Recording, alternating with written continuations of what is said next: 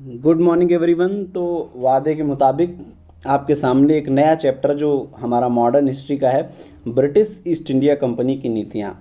इसके तहत 1857 की क्रांति से पहले जितनी भी ब्रिटिश ईस्ट इंडिया कंपनी की जिस प्रकार की नीतियाँ थी उनके बारे में पूरी चर्चा हम करेंगे। राजनीतिक स्थिति, जो राजनीतिक नीतियाँ किस हिसाब से ब्रिटिश बना रहे थे, प्रशासनिक, विधायी, न्यायिक, सैन्य व्यवस्था, राजस्व प्रशासन, आर्थिक नीति और सामाजिक। इसमें आज हमारा जो है राजनीतिक पे हम चर्चा करेंगे। ठीक है, राजनीतिक नीतियाँ किस प्रकार से ब्रिटिश ने बनाई थी इस पर आज हम चर्चा करने वाले हैं। ठीक है, तो पहली बात करते हैं ब्रिटिश की राजनीतिक स्थिति की। इसमें जो है ब्रिटिश ने प्रारंभ में क्या किया, सहायक संधि की नीति को अपनाया। फिर उसके बाद फिर क्या है, लॉर्ड हेस्टिंग्स की नीति, लॉर्ड डलहौजी की नीति। ये लॉर्ड जो सहायक संधि की नीति थी ये वेलेजली की नीति मानी जाती है। किसकी? लॉर्ड वेलेजली की नीति मानी जाती है। ठीक है, लॉर्ड वेलेजली की नीति मानी जाती है सहायक संधि की नीति। उसके बाद हेस्टिंग्स की नीतियों की चर्चा करेंगे और वारन डलहौजी की। ठीक है, सहायक संधि की नीति की अगर बात किया जाए तो जितना जो लोग हमारे साथ मॉडर्न स्टार्टिंग से पढ़ रहे हैं उनको सहायक संधि हम कई बार बता चुके हैं, लेकिन फिर भी आज जो हमारा चैप्टर है उसका एक टॉपिक है तो इसके बारे में फिर डिटेल में बता देते हैं। लॉर्ड वेलेजली ने भारत में विस्तारवादी नीति का पालन किया था। इसके लिए इसने कौन सी नीति अपनाई? सहायक संधि की नीति। इनको क्या करना था? ज़्यादा से ज़्यादा क्षेत्रों को अपने अधीन ले करना था, और अधीन करने के चक्कर में इन्होंने क्या किया? सहायक संधि की नीति को अपनाया। ठीक है, हालांकि ये मूलतः जो है लॉर्ड वेलेजली की नीति नहीं थी। लॉर्ड वेलेजली ने सहायक संधि का जन्मदाता नहीं है। एक्चुअली जो फ्रांसीसी गवर्नर था डुप्ले, इसने जो है सबसे पहले भारत में सहायक संधि का जो है प्रयोग किया था। डुप्ले के बाद, डुप्ले तो चले गए, फ्रांसीसी कंपनी ध्वस्त हो गई, ख़त्म हो गई।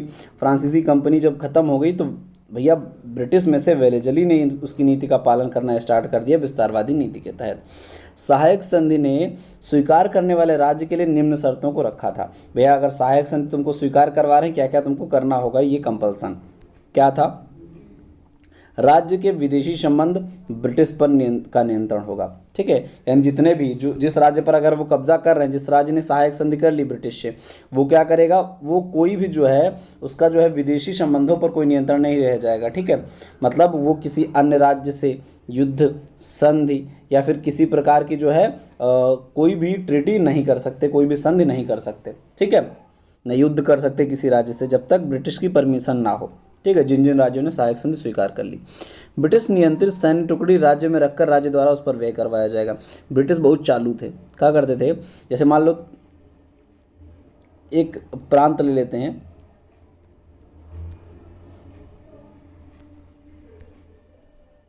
एक प्रांत ले लेते हैं जो अगर एक मान लेते हैं, पहले मान लो जैसे हमारा क्या, अवध। अब मान लो अवध से इन्होंने सहायक संधि स्वीकार करवाई। ठीक है, अवध से इन्होंने सहायक संधि, सबसे पहले इन्होंने सहायक संधि जो स्वीकार करवाई थी वो हैदराबाद से करवाई थी। ठीक है, हैदराबाद से मान लो सहायक संधि स्वीकार करवाई इन्होंने। अब हैदराबाद से जब सहायक संधि स्वीकार करवाई तो हैदराबाद को क्या करना होगा? सबसे पहले तो हैदराबाद में क्या होगा, सबसे पहले तो भैया हैदराबाद किसी अन्य राज्य से, किसी और राज्य से जो है क्या कर पाएगा, युद्ध नहीं कर पाएगा, संधि नहीं कर पाएगा। यानी जो फॉरेन पॉलिसीज़ हैं उस पर किसका नियंत्रण होगा? ब्रिटिश का नियंत्रण होगा, हैदराबाद की। हैदराबाद में एक सैन्य टुकड़ी ब्रिटिश के नेतृत्व में रखी जाएगी। ठीक है, हैदराबाद में ब्रिटिश के नेतृत्व में एक ब्रिटिश की सेना की टुकड़ी जो है हैदराबाद में रख दी जाएगी, जिसका खर्चा भी हैदराबाद से ही दिया जाएगा, यानी हैदराबाद के राजा उसका खर्चा देंगे। ठीक है, हैदराबाद ही खर्चा दे रहा है और सेना किसकी है? ब्रिटेन की है। जरूरत पड़ने पर वो पता लगेगा हैदराबाद को ही दबाने के लिए काम आएगी। ठीक है, हमारे खर्चे पल रहे हैं और हम ही पे जो है अटैक कर सकते हैं, क्योंकि वो सेना तो ब्रिटिश की है। ठीक है, दूसरी बात, राज्य के विदेशी संबंध पर ब्रिटिश का नियंत्रण हो गया, सैन्य टुकड़ी हो गया। राजधानी में एक ब्रिटिश रेजिडेंट रखा जाएगा। राजधानी में सहायता के लिए, सलाह के लिए ब्रिटिश रेजिडेंट रखा जाएगा, जो क्या करता था, उस राज्य के आंतरिक मामलों में ब्रिटिश का हस्तक्षेप नहीं करेगा होगा, ऐसा जो है मामला माना जाता था, लेकिन ब्रिटिश रेजिडेंट उसी काम को ये करता था। ठीक है, क्या करता था? आंतरिक मामलों में हस्तक्षेप करता था। अपने यहाँ किसी अन्य यूरोपीय को शरण नहीं देंगे, यानी ब्रिटिश के अलावा, ब्रिटिश ईस्ट इंडिया कंपनी के अलावा जितनी भी यूरोपियन कंपनियां आई थी, जैसे पुर्तगाली आए थे, डच आए थे, डेनिश आए थे, बहुत सारी कंपनियां आई थी, उनका किसी का और सपोर्ट ये नहीं करेंगे और किसी को अपने यहाँ शरण नहीं देंगे। ठीक है, ये जो है ये सहायक संधि में रूल होते थे। सहायक संधि स्वीकार करने वाले राज्यों की अगर बात किया जाए तो आपको फार्मूला बताए थे, एक हम, टीए, तो प्रारंभिक 4 याद हो जाएंगे। इसके बाद टीए के बाद हमारा क्या था, मराठा ने जो है पूरा संधि स्वीकार की थी। मराठा में पेशवा, भोसले और सिंधिया, तीनों क्या हैं, मराठा ही थे। ठीक है, तो पेशवा, भोसले और सिंधिया ने कर ली थी। ठीक है, तो क्या याद करना है आपको, हम, टीए। हम मतलब हैदराबाद, मैसूर, तंजौर और अवध। ठीक है, इसके बाद पेशवा, भोसले और सिंधिया, इन्होंने क्या है, ये सब मराठा के ही पार्ट हैं। मराठा आपको पता है छोटे छोटे भागों में टूट गया था। ठीक है, तो मराठाओं में ये पेशवा, भोसले और सिंधिया ने भी सहायक संधि स्वीकार की थी। लॉर्ड हेस्टिंग्स की नीति की बात किया जाए, लॉर्ड हेस्टिंग्स ने भारत में ब्रिटिश सर्वोच्चता की नीति को अपनाया। कहा कि ब्रिटिश सबसे सर्वोच्च हैं, भारतीय राजा वाजा किसी काम के नहीं है, ब्रिटिश सबसे सर्वोच्च हैं। इसके लिए इसने क्या किया भैया, 3 नीतियां अपनाई। पहला तो नेपाल के साथ संबंध इसने स्थापित किए, और पिंडारियों के साथ संबंध, और छोटे राज्यों के साथ संबंध। ये 3 के साथ इनके संबंधों की विस्तार से चर्चा करेंगे हेस्टिंग्स की नीतियों में। इन 3 जगह जो है हेस्टिंग्स की नीतियाँ देखने को मिल जाती हैं। पहला बात करते हैं नेपालियों के साथ संबंध। इन्होंने क्या किया था, नेपाल ने क्या किया था, नेपाल आप लोग देखें ही हैं। आज की कंडीशन में अगर नेपाल देखेंगे तो इधर आपके सिक्किम है। ठीक है, इधर हम, और ये मतलब इस साइड हमारा क्या है, आज का उत्तराखंड है। ठीक है, यहाँ पर पूरा ये उत्तर प्रदेश आपको नीचे दिखता है। ठीक है, ये उत्तर प्रदेश का एक जिला है बस्ती, जो नेपाल से जुड़ता था। ठीक है, नेपाल से जुड़ता था, एक जिला था जिसका नाम था बस्ती। अभी बस्ती जो है क्या था, जब ब्रिटिश पूरी जगह कब्जा किए थे तो बस्ती पर भी उनका अधिकार था। इस बस्ती पर क्या किया अंग्रेजों ने, जो है बस्ती के उत्तर में यहाँ पर एक था बटवाल जिला। ठीक है, पूर्व में था एक शिवराज जिला। ठीक है, बस्ती था, बस्ती के उत्तर में क्या था, बटवाल। ठीक, और बस्ती के पूर्व में क्या था, शिवराज। ठीक है, इसे याद करो, बटवाल और शिवराज, बीच में बस्ती। अभी बटवाल और शिवराज पे क्या किया, नेपालियों ने कर लिया कब्जा। जब नेपालियों ने कर लिया कब्जा तो हुआ क्या, हो गया आंग्ल नेपाल युद्ध। आंग्ल नेपाल युद्ध कब से कब तक चला था, ये 1814 से लेकर 16 तक चला था आंग्ल नेपाल युद्ध। जब आंग्ल नेपाल युद्ध 1814 से 16 तक चलता है, जिसमें नेपाली जो है फाइनली पराजित हो जाते हैं। जो अमर सिंह थापा जो है राजा थे नेपाल के, ये पराजित हो गए। जब कमज़ोर पड़ गए तो इन्होंने संधि कर ली। उस संधि को कहा जाता है सगौली की संधि, जो 1816 में हुई थी। ठीक है, तो नेपाल आंग्ल नेपाल युद्ध के समय कौन सी संधि हुई, सगौली की संधि। कब हुई, 1816 में। आंग्ल नेपाल युद्ध कब हुआ था, 1814 से 16 तक। राजा कौन थे, अमर सिंह थापा। सारे क्वेश्चन हो गए। संधि की शर्तें क्या थी, गढ़वाल और कुमायूं का क्षेत्र ब्रिटिश को मिल गया। गढ़वाल कुमायूं जो पहले ये उत्तराखंड का क्षेत्र है, ये पूरा क्षेत्र किसका हुआ करता था, नेपाल का था। गढ़वाल और कुमायूं वाला क्षेत्र आज भी नेपाल का क्षेत्र है, मतलब ये, और नेपाल का ही था तब, लेकिन उत्तराखंड से टच्ड वाला मतलब हम बात कर रहे हैं। ठीक है, तो गढ़वाल और जो कुमायूं वाला क्षेत्र किसको मिल गया, ब्रिटिश को मिल गया। एक ब्रिटिश रेजिडेंट नेपाल की राजधानी काठमांडू में रख दी गई। ठीक है, नेपालियों को सिक्किम का क्षेत्र भी खाली करना होगा। ठीक है, नेपालियों से कहा गया तुम सिक्किम भी खाली कर दो। ब्रिटिश सेना पर अब गोरखा सैनिक भी शामिल होंगे। गोरखा सैनिक इनकी बहुत हेल्प की है, लास्ट तक जो है गोरखा सैनिक ब्रिटिश में शामिल रहे। आज भी जो है अपने यहाँ गोरखा रेजिमेंट जो है सेना में चलता है। ये तभी की जो है सेना शामिल है, जब ब्रिटिश के टाइम से ही। ठीक है, आंग्ल नेपाल युद्ध के बाद से ही गोरखा सैनिक जो है ब्रिटिश इंडिया में शामिल हुए थे। उसके बाद इंडियन सेना में भी गोरखा रेजिमेंट आज भी चल रहा है, जो बहुत मतलब एक मतलब माना जाता है कि बहुत शक्तिशाली जो है रेजिमेंट है। ठीक है, इसके बाद बात करते हैं पिंडारियों के साथ संबंध। पिंडारी जो थे मराठा सैनिक के साथ काम कर रहे थे, मराठा सेना के साथ में काम करते थे पिंडारी। ठीक है, वीर मूवी आप देखे होंगे, वीर मूवी में जो है पिंडारियों की स्थिति दिखाई है, लेकिन बाद की। पहले क्या थे, मराठा सेना में काम करते थे। वो भी कब से काम कर रहे थे, बाजीराव प्रथम के टाइम से। ठीक है, जब पेशवाओं का काल स्टार्ट हुआ था, सबसे पहले बने थे बालाजी विश्वनाथ, उसके बाद बने थे बाजीराव। यानी पेशवाओं का काल स्टार्ट होते ही बाजीराव प्रथम, इन्हीं के टाइम से जो है ये जो है काम करने लगे थे पिंडारी। कहाँ, मराठा सेना में। बाजीराव प्रथम के काल से क्या करते, अवैतनिक वेतन, यानी ये पैसा नहीं लेते थे। ये सिर्फ कहते थे जहाँ अटैक करोगे वहाँ लूटपाट हम करेंगे, उसी से अपना जो है चलाएंगे काम। अवैतनिक रूप से लड़ते थे। ठीक है, अब पानीपत का तृतीय युद्ध हुआ जब, तब क्या हुआ, उसमें मराठा हार गए थे।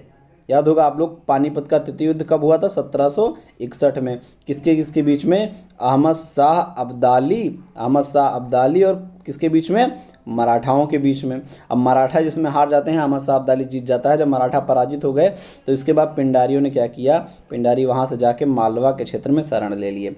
मालवा के क्षेत्र में सिंधिया, होलकर और निज़ाम। ठीक है, सिंधिया होलकर तो मराठा ही थे, मराठों से टूटे हुए थे, और निज़ाम जो है ये इनकी सेना में शामिल हो गए। अब सिंधिया ने मालवा में इन्हें मतलब जागीर भी दी थी, सिंधिया ने इन्हें जागीरें वागीरें भी दे दी थी 19वीं सदी तक। तब तो ये बात ये प्राचीन काल की चल रही है, लेकिन जब 19वीं सदी आई तो इस समय इनके 3 नेता हुए, करीम, वासिल मोहम्मद और चीतू। 3 नेता थे, कौन कौन? करीम, वासिल मोहम्मद और चीतू। ठीक है, बात करते हैं जो हमारे पहले थे। तत्कालीन समय में पिंडारियों ने मिर्ज़ापुर एवं शाहबाद, ये 2 क्षेत्र थे जहां लूटपाट मचा दी। जब लूटपाट मचा दी तो अंग्रेज़ों ने इनको कंट्रोल करने का प्रयास किया।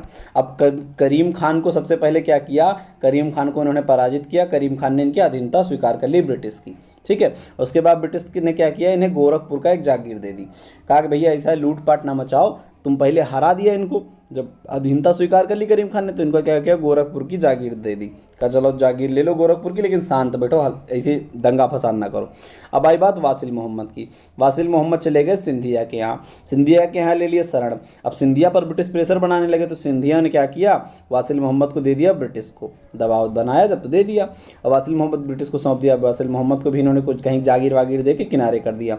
तीसरा वाला जो था यानी चीतू जो था, अब चीतू भाग गया, नाम उसका चीतू था लेकिन उसको खा गया शेर, खाना चाहिए था चीता को, तो चीतू को खा गया शेर। भैया जंगल भाग गया और जंगल में उनको शेर खा गया। अच्छा, छोटे छोटे राज्यों के साथ कैसे संबंध थे हेस्टिंग्स के? हेस्टिंग्स ने राजस्थान के 3 बड़ी बड़ी रियासतों को नियंत्रण में लेने का प्रयास किया। हो जाए राजस्थान में जो है जोधपुर, उदयपुर और जयपुर, ये 3 रियासतें थी। इन 3 रियासतों को इसने क्या किया, अपने अंडर में लेने का प्रयास किया। अंडर में लेने का प्रयास किया तो इसने क्या किया, दिल्ली से मेटकाफ को बुला लिया, चार्ल्स मेटकाफ को बुला लिया। मेटकाफ वहाँ का प्रेसिडेंट था, उसको बुला लिया। प्रेसिडेंट नहीं यार, रेजिडेंट था। ठीक है, ब्रिटिश रेजिडेंट था जो है कौन, चार्ल्स मेटकाफ, तो यहाँ रेजिडेंट होना चाहिए। चार्ल्स मेटकाफ को राजस्थान भेजा। चार्ल्स मेटकाफ ने तीनों राज्यों के शासकों पर दबाव डालकर संधि हेतु बाध्य कर लिया। अब संधि हेतु बाध्य कर लिया, जोधपुर रियासत से संधि 6 जनवरी 1818 को कर ली, उदयपुर से 13 जनवरी को कर ली, जयपुर से 2 अप्रैल को कर ली। सारी हुई कब, 1818 में ही। ठीक है, 6 जनवरी जोधपुर, 13 जनवरी उदयपुर, 2 अप्रैल जयपुर, इन तीनों की संधि कर ली। संधि में जोधपुर ने क्या कहा कि ऐसा है, जब तुम कभी अटैक करने हमारी तरफ आओगे तो तुमको 1500 सैनिक सहायता देंगे और तुमको 1,08,000 रुपये वार्षिक जो है ब्रिटिश को देना स्वीकार कर लिया। सेम जोधपुर वाली संधि जयपुर ने कर ली। उदयपुर ने कहा कि देखो ऐसा है कि हम सेना वोना नहीं दे पाएंगे, हम अपनी आय का जो है 5 सालों तक आधा देंगे, उसके बाद जो है 3/8 भाग देंगे। ठीक है, 3/8 भाग देंगे। ठीक है, इतना जो है तय हो गया उदयपुर से। थोड़ा थोड़ा अंतर है, जोधपुर जयपुर की सेम है। उन्होंने कहा सेना नहीं देंगे, हम 5 साल तक अपनी आय का जितना कमाएंगे, 100 रुपया कमा रहे तो 50 रुपये तुम्हारे, उसके बाद अगर 100 कमा रहे तो उसका 3/8 तुम्हारा। ठीक है, ऐसे जो है तय कर लिया उदयपुर से। आगे बात करते हैं अब डलहौजी की नीतियों की, बहुत इंपॉर्टेंट है। इसकी 3 नीतियां थी, एक तो थी विलय की नीति, दूसरी थी पेंशन की समाप्ति और तीसरी थी उपाधियों का अंत। डलहौजी की नीति सबसे बड़ा कारण बनी थी 1857 की क्रांति का। हालांकि सारी सबकी नीतियां जो है वैसे प्रभावित करती हैं, लेकिन डलहौजी की नीति तत्कालीन रूप से जो है प्रभावित कर रही थी किसको, 1857 की क्रांति को। विलय की नीति, पेंशन की नीति और उपाधियों का अंत, इसने 3 नीतियां अपनाई थी।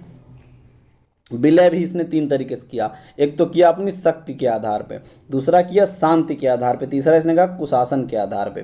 ठीक है, शक्ति के आधार पे इसने इसका विलय किया था, पंजाब का विलय किया था, सिक्किम का, और लोअर बर्मा में एक क्षेत्र होता था जिसका नाम होता था पेगू का इसने विलय किया था जो है ये किस आधार पे, शक्ति के आधार पे। शांति में इसने गोद हड़प की नीति अपनाई, कुशासन में इसने अवध का विलय कर लिया। ठीक है, तो सारे इंपॉर्टेंट है, एक एक करके सबको कवर करते हैं। पंजाब आप लोगों को पढ़ा चुके हैं, पंजाब का विलय इसने 29 मार्च 1849 को कर लिया था। ठीक है, एक्चुअली बात ऐसी थी, ये सारी कहानी हम आपको दे चुके हैं। द्वितीय आंग्ल सिख युद्ध हुआ था 1848-49 में। ठीक है, द्वितीय आंग्ल सिख युद्ध था 1848-49 में, जिसमें 21 फरवरी 1849 को हुआ था गुजरात का युद्ध। ठीक है, गुजरात के युद्ध में सिख जो थे वो फाइनली अंतिम रूप से पराजित हो गए थे, किससे, ब्रिटिश से। सिख जब अंतिम रूप से पराजित हुए 21 फरवरी 1849 को, तो उसके बाद कुछ दिन बाद डलहौजी ने मार्च 1849 में 29 मार्च 1849 में क्या किया, अपने विलय कर लिया डलहौजी ने इसका। दूसरी बात करते हैं सिक्किम की। सिक्किम को 1850 में इसने सिक्किम का कुछ क्षेत्र जो है दार्जिलिंग वगैरह अपने क्षेत्र में मिला लिया था। सिक्किम के राजा पर आरोप लगाया कि भैया ब्रिटिश के 2 डॉक्टर थे और दोनों डॉक्टर का कहा कि उनके साथ तुम बहुत बदतमीजी करे हो। सिक्किम के राजा से कहे तुम बदतमीजी की हमारे डॉक्टर से, और दार्जिलिंग का क्षेत्र कब्जा कर लिया। मतलब बहाना मार रहे भैया, पावर में आदमी आता तो बहाना करके लूटने लगता है। फिर लोअर बर्मा और पेगू का क्षेत्र की अगर बात किया जाए तो लोअर बर्मा में बात ऐसी थी कि बर्मा यानी म्यांमार, आज का क्या, म्यांमार। अगर म्यांमार को आप मैप में देखेंगे तो आपको ये जो हमारा भारत दिखता है, यहाँ पर आपको दिखता है क्या, अरुणाचल प्रदेश, उसके बाद दिखता है नागालैंड, उसके बाद दिखता है क्या आपको, मणिपुर, फिर दिखता है मेघालय। याद रखो नागमणि, तो हमेशा कभी गड़बड़ नहीं होगा। ये 4 राज्य जो हमारे सबसे पूर्वी पड़ते हैं, अरुणाचल प्रदेश, नागालैंड, मणिपुर और मिजोरम। यहाँ नागमणि बीच में रखो, ऊपर अरुणाचल, नीचे मिजोरम है ये, ठीक। तो इसके यहाँ पर जो हमारा ये क्षेत्र लगा होता है ये हमारा क्या है, म्यांमार का क्षेत्र है, ठीक है। तो हमारा म्यांमार तब बर्मा कहा जाता था पहले। बर्मा जो था इसके साथ जो है क्या हुआ कि यहाँ जो है ब्रिटिश के सेना के 2 अफसर थे, शेपर्ड और लुइस, जो है ये बर्मा में थे। अब बर्मा में इन्होंने क्या किया, कुछ गलत काम कर दिया तो इनके ऊपर लगा दिया गया जुर्माना। अब जब बर्मा की सरकार ने इनके ऊपर लगा दिया जुर्माना, तब भैया इन्होंने क्या किया, डलहौजी को पत्र लिखा और कहा यार बचा लो आके, हम जुर्माना नहीं दे पाएंगे। तब डलहौजी ने क्या किया, बर्मा पर सैन्य अभियान करवा दिया। निचले हिस्से यानी लोअर बर्मा जो पेगू का क्षेत्र था, क्या था, पेगू का क्षेत्र था, इस क्षेत्र को जो है इन्होंने जीत लिया, ठीक है। ये 1852 में डलहौजी की नीति थी। 49 में पंजाब जीत लिया, 50 में सिक्किम और 52 में लोअर बर्मा। अब बात करते हैं शांति के द्वारा। शांति में इन्होंने एक नीति अपनाई जिसे हम लोग कहते थे गोद हड़प की नीति, या इसे बोलते थे डॉक्ट्रिन ऑफ, मतलब लैप्स को लैप्स कर लेते थे। क्या कर लेते थे, मतलब हड़प लेते थे, हड़प लेते थे। अच्छा, भारत में कुछ ऐसे राज्य जिन्हें ब्रिटिश साम्राज्य में शामिल करने के लिए इनको कोई भी आधार नजर नहीं आ रहा था। अब इनको मिलाना तो था ही। डलहौजी ने सोच रखा था कि हमें जो है भारत को क्या करना है, पूरा ब्रिटिश के अंडर कर देना है। तो डलहौजी ने क्या किया, देखा कि यार उनके यार कोई लड़का वड़का नहीं है, जो मतलब राजा हैं जिनको मिला तो हम नहीं पा रहे हैं, उनके कोई जो है वैध उत्तराधिकारी यानी उनका सगा लड़का कोई नहीं है। अब वो क्या कर रहे हैं, मतलब गोद वोद ले रहे हैं इधर उधर से, अब गोद ले रहे हैं, अब गोद लेके उसको राजा बना दे रहे हैं। तो इन्होंने डलहौजी ने कहा कि सारे भारत में जो है 3 तरीके के राज्य हैं, 3 श्रेणियों में बांट दिया पूरे राज्यों को। कहा वे राज्य जो कभी भी किसी उच्चतर शक्ति के अधीन नहीं रहे हैं, ना ही उन्हें टैक्स देते हैं, एक ये हो गए। दूसरे ऐसे राज्य जो मुगल या मराठा जैसी शक्तियों के अधीन थे, उन्हें टैक्स देते थे। तीसरे उन्होंने कहा ऐसे राज्य जिनको ब्रिटिश ने ही पुनर्जीवित किया है। तो कहा ऐसा है देखो, जो कभी किसी के अधीन नहीं थे, ठीक है, ना ब्रिटिश, ना मुगल के, ना मराठा के, ठीक। तो ऐसे राज्य जो है बचे ही कितने, इक्का दुक्का कहीं राज्य हो सकता कोई छूट गया। तो हमें तो नहीं लगता है, जब मराठा साम्राज्य अपने विस्तार पे था तो जो है पूरा ये यहाँ तक जो है मराठा साम्राज्य का विस्तार फैल गया था, ठीक। जब मुगल साम्राज्य अपने विस्तार पे था तो यहाँ तक मुगल फैला हुआ था और साउथ में जो है मराठा फैला हुआ था। तो ऐसा हमें लग रहा है कोई भी छोटा सा राज्य भले छूट गया हो, बाकी सारे तो इसके अधीन आ गए, इनके सेकेंड वाले थॉट के, ठीक। सेकेंड वाले थॉट की क्या हुआ, सारे अधीन आ गए, ठीक। तीसरी बात इन्होंने कही कि जो हमारे टाइम पे पुनर्जीवित हुए हो, तो इन दोनों राज्यों इन्होंने क्या कहा कि जिसमें पहले वाले हैं, पहले प्रकार के यानी जो कभी किसी के अधीन रहे ही नहीं, ठीक, उनको तो हम कुछ नहीं कहते हैं। लेकिन बाकी जो बचे वाले 2 हैं, अगर उनका खुद का पुत्र है तो वो जो है अपने पुत्र को क्या बनाएंगे, राजा बनाएंगे। अगर उनका खुद का पुत्र नहीं तो हम उनके पुत्र हैं। दत्तक पुत्र लेने का कोई अधिकार नहीं होगा। दत्तक पुत्र मतलब क्या हुआ, यहाँ पर जो हम लोग क्या करते थे, गोद ले लेते थे लड़का, तो गोद लेने का अधिकार नहीं होगा। राजा जो है फिर क्या हो जाएगा, वो राज्य जो होगा ब्रिटिश के अधीन हो जाएगा। इसके तहत ब्रिटिश ने क्या किया, सतारा, जैतपुर, संभलपुर, बघाट, उदयपुर, झांसी, नागपुर, हम इसको याद किए थे सजबू जन। अब जन सजबू कि ना सजबू, तो सज मतलब सतारा, जैतपुर, संभलपुर, बू मतलब बघाट और उदयपुर, जन मतलब झांसी और नागपुर। इससे आप याद कर सकते हैं, क्रम आपको याद हो जाएगा 48, 49, 50, उसके बाद 52, 53, 54, बस बीच में 51, 1851 गायब कर दो आप, ठीक है। तो आपका क्रम से एकदम हो जाएगा सतारा, जैतपुर, संभलपुर, बघाट, उदयपुर, झांसी और नागपुर, ठीक है। सजबूजन याद कर लो। चलो, डलहौजी ने इतने राज्यों का क्या किया, विलय कर लिया किस आधार पे कि भैया तुम गोद वोद नहीं लोगे। झांसी की कहानी आपको सबको पता है, झांसी की रानी का जो सुपुत्र था उसको जो है इन्होंने क्या किया था, जहर वहर दिलवा के डेथ करवा दी अंदर ही अंदर। जब डेथ हो गई थी तो क्या हुआ था, अब उन्होंने जो अब राजा की भी डेथ करवा दी, राजा की डेथ हो गई, पुत्र की भी डेथ हो गई, अब बची कौन अकेले, लक्ष्मीबाई। अब लक्ष्मीबाई बची, लक्ष्मीबाई अगर किसी को गोद ले ली तो इन्होंने कहा कि ये भैया गोद नियम के हमारे खिलाफ है, तुम गोद लेके किसी को राजा बना नहीं सकती हो, ठीक है। तो इसी वजह से जो है क्या हुआ, यही मामला खराब हो गया, ठीक। यहीं से जो है झांसी की रानी ने फिर 1857 की क्रांति में विद्रोह किया, ठीक है। आगे बात करते हैं कुशासन के आधार पर विलय। 1856 में इन्होंने क्या किया था, अवध को मिला लिया था कुशासन के आधार पर। इन्होंने क्या किया, पहले तो भैया अवध में कंडीशन इन्होंने इतनी ख़राब की, इतना ज़्यादा पैसा अवध से जो है खुदे ले रहे थे, तो प्रशासन चलाने के लिए पैसा ही नहीं होगा तो अवध अच्छे शासन चलाएगा कहाँ से, ठीक। जब अवध अच्छे शासन नहीं चला पा रहा था तो इन्होंने क्या किया, कर्नल स्लीमैन को 1848 में बुलाया और उनके यहाँ क्या किया, उनके नाम से एक जो है कर दी, क्या कहा कि तुम जांच करो कि क्या अवध में कुशासन है। तो भैया उन्होंने क्या किया, कर्नल स्लीमैन ने 1848 में क्या किया, अवध में कुशासन होने की रिपोर्ट तो तैयार कर दी, लेकिन उन्होंने विलय की कोई सिफारिश नहीं की, उन्होंने कहा ही नहीं कि विलय कर लो। अब भैया बात फिर बिगड़ गई, डलहौजी तो चाह रहा था विलय करना, ये थोड़ी उसको बताना था कि वहाँ कुशासन है। तो स्लीमैन की बात इनने कहा, ये स्लीमन को नहीं जा रहे, ऐसा है आउटरम तुम आओ। 1854 में इसने क्या किया, आउटरम को बुलाया, आउटरम ने रिपोर्ट तैयार करने कहा, आउटरम ने रिपोर्ट तैयार की और उसी रिपोर्ट के आधार पर क्या हुआ, कोर्ट ऑफ डायरेक्टर्स जो COD था ब्रिटेन में जो रहता था, कोर्ट ऑफ डायरेक्टर, इसने क्या किया, अवध के विलय की मंजूरी दे दी। 1856 में इन्होंने क्या किया, कुशासन के आधार पे अवध को मिला लिया। कई बार पूछा गया है ये क्वेश्चन कि अवध को किस आधार पे मिलाया गया है, तो इस चीज़ को बहुत अच्छे से ध्यान रखना, कुशासन के आधार पे अवध को मिलाया गया था, ठीक है, डलहौजी के द्वारा। इसके अलावा डलहौजी ने क्या किया था, पेंशन की समाप्ति कर दी थी। जैसे 1853 में बाजीराव दोती, जो हमारे अगर देखा जाए अंतिम पेशवा थे बाजीराव दोती थे, बाजीराव दोती को जो पेंशन दी जाती थी, बाजीराव दोती को पेंशन दी जाती थी, ठीक है। कितनी पेंशन दी जाती थी, 18 लाख रुपया। कितनी पेंशन दी जाती थी, 18 लाख रुपया बाजीराव दोती को पेंशन दी जाती थी। अब बाजीराव दोती को जब 18 लाख रुपये पेंशन दी जाती थी, अब बाजीराव दोती क्या हुए, ये डेथ कर गए। इनकी जब डेथ हुई तो इनके पुत्र थे, पुत्र का नाम क्या था, नाना साहब, नाना साहब थे। अब नाना साहब को पेंशन मिलनी चाहिए थी क्योंकि भैया उनके पिताजी को मिलती थी। अब इन्होंने कहा कि ऐसा है कि भैया हम पेशवा के पद को थोड़ी ना पेंशन दे रहे थे, पेशवा को थोड़ी ना पेंशन दे रहे थे, वो तो हम बाजीराव दोती पे बड़ा खुश थे तो उनको पेंशन दे रहे थे, अब तुमको थोड़ी ना देने लगेंगे, उनके पुत्र हो तो भैया यहाँ से इनकी पेंशन बंद करवा दी, मामला यहीं ख़राब हो गया। इसके अलावा उपाधि की समाप्ति की अगर बात किया जाए तो 1855 में तंजौर के शासक की मृत्यु के बाद उसकी उपाधि समाप्त कर दी, कहा तंजौर का कोई शासक नहीं होगा, राजा नहीं होगा। ऐसे कर्नाटक के नवाब की भी उपाधि समाप्त कर दी 1853 में, ठीक है। तो ये सब कंडीशन हुई जिसके कारण जो है क्या हुआ, उपाधियों का अंत करने लगे। तो आज के लिए बस इतना ही जो हमारा ये टॉपिक है, अभी फिलहाल यही चलने वाला है। कल आपकी क्लास फिर से जो है किसकी, एग्रीकल्चर की चलने वाली है। तो अब जो है हमारा नेक्स्ट जब हिस्ट्री का टॉपिक आएगा तो हिस्ट्री जो है कल के बाद परसों आपका हिस्ट्री का आएगा। एक एक दिन देखिए पैरेलल में चलना है दोनों, एक एग्रीकल्चर की क्लास आएगी, एक हिस्ट्री की क्लास आएगी, क्योंकि एक दिन में दो लेना बहुत मुश्किल है, क्योंकि PPT बनाने में बहुत टाइम लगता है, ठीक है। तो अगला जो हमारा होगा शायद प्रशासनिक और विधायी एक साथ जो है दोनों ही आ जाएंगे, ठीक है। 2-3 क्लास का ये जो है पूरा रहेगा आपकी ब्रिटिश की नीतियाँ 1856 से पहले। बहुत इंपॉर्टेंट टॉपिक है, मेंस के लिए भी बहुत इंपॉर्टेंट है, ठीक है, मेंस के लिए बहुत इंपॉर्टेंट है, प्री के लिए तो है ही है, ठीक है। तो यहाँ से जो है पूरा आप देखिएगा, ठीक है। चलिए आज के लिए बस इतना ही, धन्यवाद।